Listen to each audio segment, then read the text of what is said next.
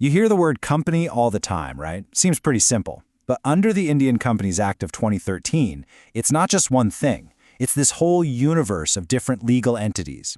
So to really master corporate law, especially if you've got exams on the horizon, you need a map. And today, that's exactly what we're going to do. Draw a detailed blueprint of India's corporate structures straight from the source. All right, let's jump right in. Here's our game plan. We're going to start with the most basic foundational split that everything else is built on. Then we'll drill down into the nitty-gritty of each corporate form, from the ones you see every day to the more specialized ones.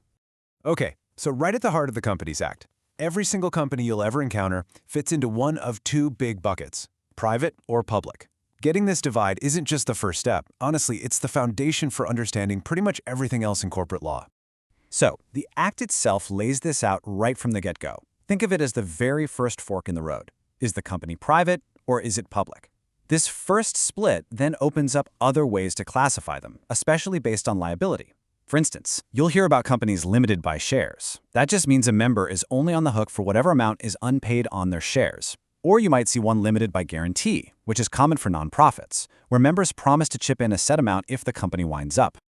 So, let's start by dissecting the architecture of a private company. This is super important because, and this is where it gets interesting, a private company is legally defined not by what it is, but by what its own rulebook, its Articles of Association, explicitly forbids it from doing. Now, this slide here is pure gold, especially for your exams. This is Section 2, subsection 68. You absolutely have to know this one. It's basically a set of 3 crucial no-nos that have to be written right into the company's rulebook. It's a definition by limitation. Let's break down what each of these really means. These 3 rules, they're basically the DNA of a private company. First, restricting share transfer doesn't mean you can never sell your shares. It just means the company's rules must have a process, usually a right of first refusal. It's like saying, hey, before you sell your shares to some stranger, you have to offer them to us, the existing family, first. It keeps the company closely held. Second, the member cap is 200. And third, prohibiting public subscription means no IPOs. You can't go out and advertise to the general public asking them to buy your shares. That's what keeps it private. You have to burn this number into your brain. 200. It's a classic exam question, but the law is really specific about how you get to that number. 2 things are critical. First, if you have current employees who are also shareholders, or even former employees who are still shareholders, they don't count toward that 200 limit. Second, if, say, a husband and wife own shares together, they count as just one member, not 2. And here's the payoff. In return for following those 3 big restrictions, private companies get a lot more freedom and way less red tape. You only need 2 members and 2 directors to get started, compared to 7 and 3 for a public company. A meeting can happen with just 2 people in the room, which makes decisions way faster. And there are fewer strict rules about things like how much you can pay your managers or making sure directors retire in rotation. The law's logic is pretty simple. If you're not playing with the public's money, we'll give you more flexibility to run your show. Okay, now let's talk about something really cool, a modern and innovative structure that the 2013 Act brought in just for the solo entrepreneur, the one-person company, or OPC. For the longest time, this was a huge problem. The law said you needed at least 2 people. So if you were a solo founder, you were stuck. You either had to operate as a sole proprietorship, where your personal house and car were at risk, or you had to find a partner you might not even need. The Companies Act of 2013 came up with a brilliant solution. And bam, here it is, the OPC. Another key section for you, 226. Legally speaking, it's just a special kind of private company. But the game-changing feature is that it has only one member. This is huge because it allows a single person to get the protective shield of a separate legal entity and limited liability. It means if the business fails, creditors go after the company's assets, not the founder's personal savings. That was impossible for a solo founder before this. Now, you can't just be anyone to start an OPC. The rules are pretty specific. You have to be a real person, a natural person, not another company. You have to be an Indian citizen and a resident. Plus, you can only have one OPC at a time. And this last part is super important. You must appoint a nominee who agrees in writing to take over if something happens to you. It's a clever built-in succession plan that ensures the company can live on. Okay, so we spent a lot of time in the private world. Let's flip the coin and look at the other side of that big divide we started with. Let's talk about the public company. The definition here in Section 2, subsection 71, sounds almost too simple. A public company is a company that's not a private company. That's it, which means it doesn't have those three restrictions we talked about. It can have more than 200 members. Its shares are freely transferable, and it can ask the public for money. Now, that second point is critical, and it trips people up.